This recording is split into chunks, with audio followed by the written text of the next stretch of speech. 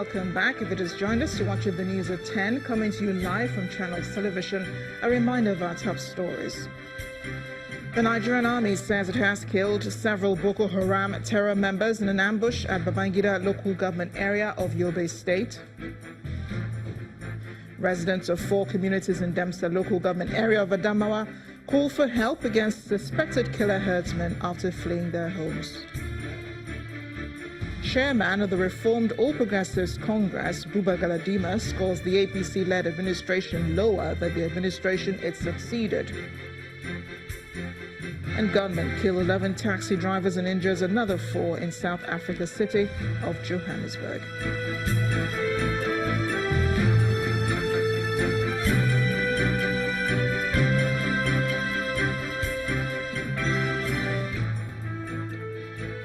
ChannelsTV.com has more information for you, and on YouTube.com/channels where you can watch our videos.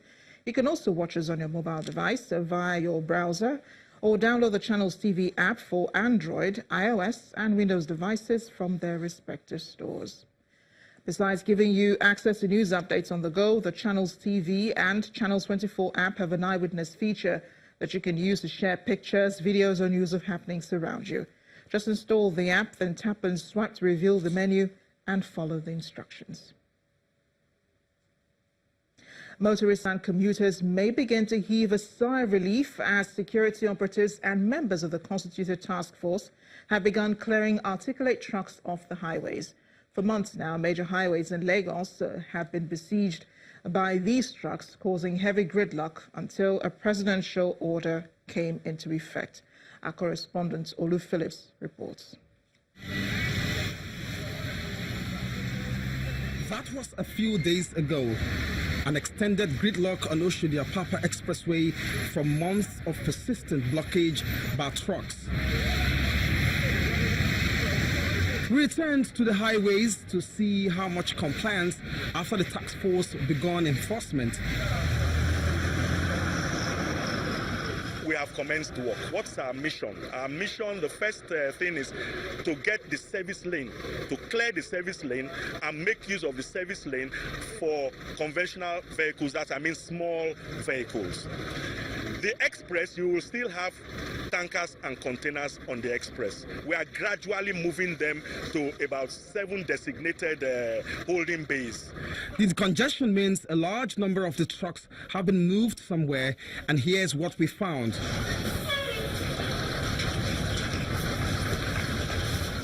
On this same axis lie several empty trailer parks and bonded terminals where these containers could have been housed but didn't happen.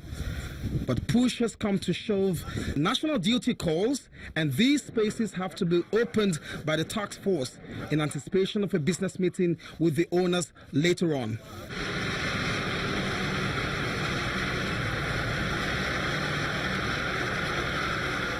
Let me use this opportunity to appeal to the owners of the holding bays. I know that we did not get complete consent before we embarked on this, but we did not take that decision lightly. It was taken in the interest of states, and I'm sure when we have the enlarged meeting tomorrow with the governor will be able to explain to the owners of these facilities that we are using why we had to do so. Around the Sonia axis, Capital Truck Park already has been loaded with 1,100 tankers, pending when negotiations can be made. You see behind me stacks and stack of containers, 40-foot containers. 600 of these were brought in yesterday on the orders of the task force that has been set up to clear the roads. Now you begin to ask yourself, why wasn't this the practice before now? I can tell you, it's a private property and the containers are owned by a private company. What should have happened is that there should have been a link between the owners of these containers and bonded terminals like this scattered across Lagos. Some of the owners who spoke to us behind camera say they have made the proposal to concerned parties and government severally in the past, but none was ready to buy in until these moments of emergency.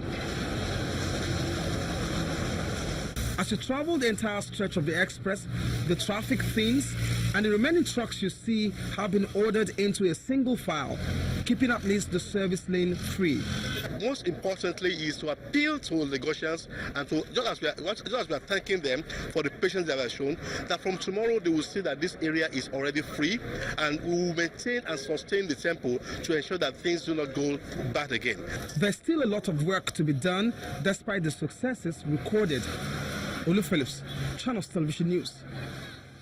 Staying in Lagos, the state government recently mandated its newly employed waste management company, Visionscape, to ensure that waste is effectively cleared off roads and streets to avoid blockage of canals and drainage channels as rainfall intensifies. In its effort to meet this mandate and ensure a cleaner Lagos, the environmental utility company is carrying out an intervention exercise where evacuation equipment is deployed at night to areas where PSP operators have not been effective. Channels Television captures the exercise in Alimosho. A massive pile of refuse dumped around the T junction in Gowon Estate, Egbeda, presents a gory sight. Residents take advantage of the quietness at night to dispose their refuse here illegally. This anti-environment activity is believed to have been on for months, with residents asking for the intervention of concerned agencies.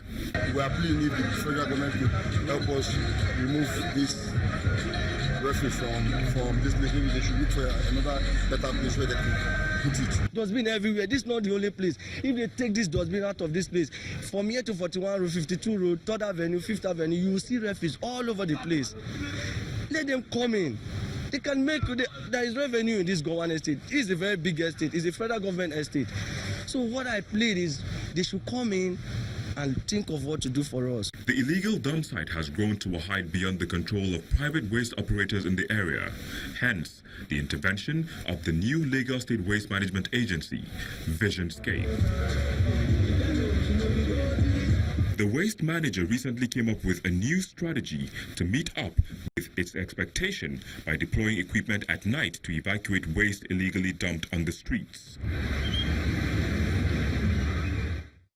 We are intervening in this service gap, as we are all seeing here.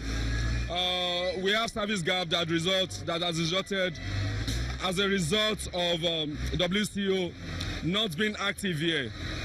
They are not being active. Although we are doing everything possible within our reach to encourage them in order for them to be active. We will solve this, I can assure you.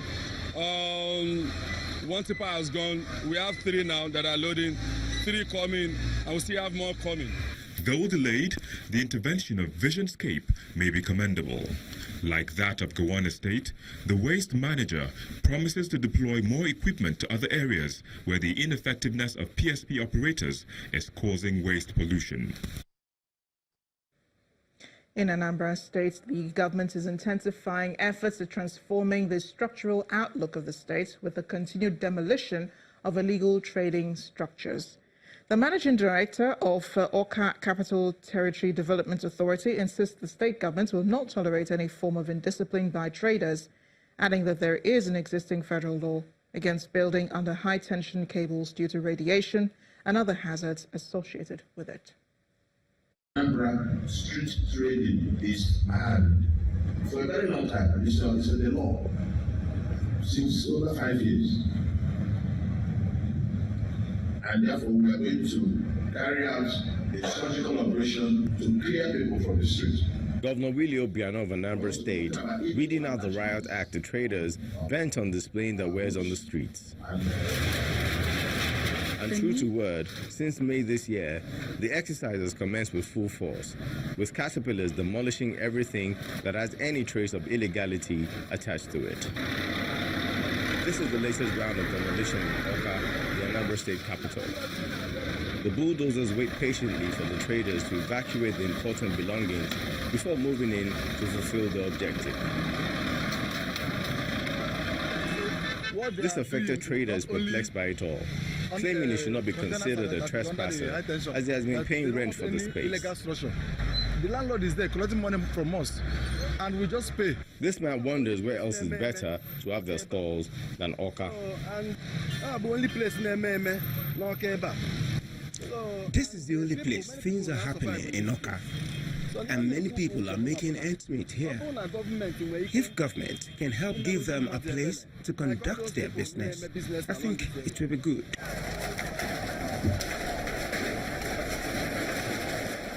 For the managing director of the Awka Capital Territory Development Authority, sanity must prevail. It doesn't say good of any particular community.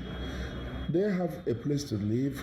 People will leave those places and come out. So it doesn't look good. And when we clear those areas, even people that come to invest in this state, which we are having now, will understand that this place, they are serious.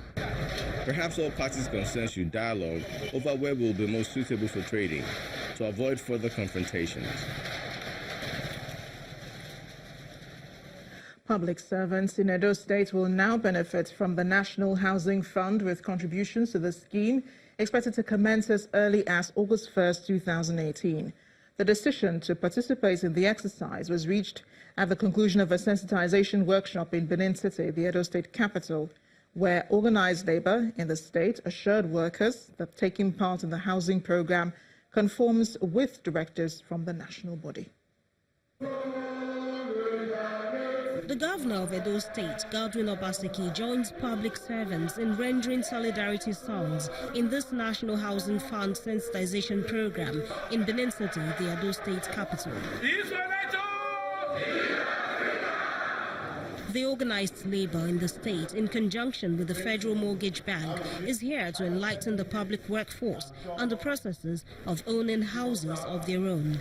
I know Edo State public workers will join the scheme. According to the financial institution, Edo is one of 6 states yet to key into the housing scheme. The chairman of the Nigeria Labour Congress Edo State chapter, Ima Edomokun, urges the workers to change that narrative. He adds that the national body is fully behind the project. Before this time, Labour will say we don't have hands in there to put into the housing scheme. Because I was once a chairman of Joint Council where I led the delegation to say no. But this time, it's a directive from the national headquarters, and we believe that the national headquarters and the trade union side at the NSC at the state level will join hands to monitor the federal government and the NECA. In his address, Mr. Obaseki reiterates government's commitment to workers' welfare. To secure your future, I believe, is one of the most important things you can do for any worker. Because you spend 35 years working, and after you are not able to work anymore, you should be able to continue to live, and live at the same standard that you lived when you were working. The other element in workers' welfare is the issue of housing. By the time you finish working after 30 years, you must have a house of your own. You cannot be a tenant, and you should not be a tenant. And that is my promise and commitment to you. From the workshop, the organizers will be hoping for a change in the attitude of Edo State's public servants towards public housing programs, leading to their participation in the National Housing Fund. When the News at 10 returns, residents of rice-producing community in Niger State call for improved social amenities to improve their productivity and earnings. That's in our community report. Do join us again.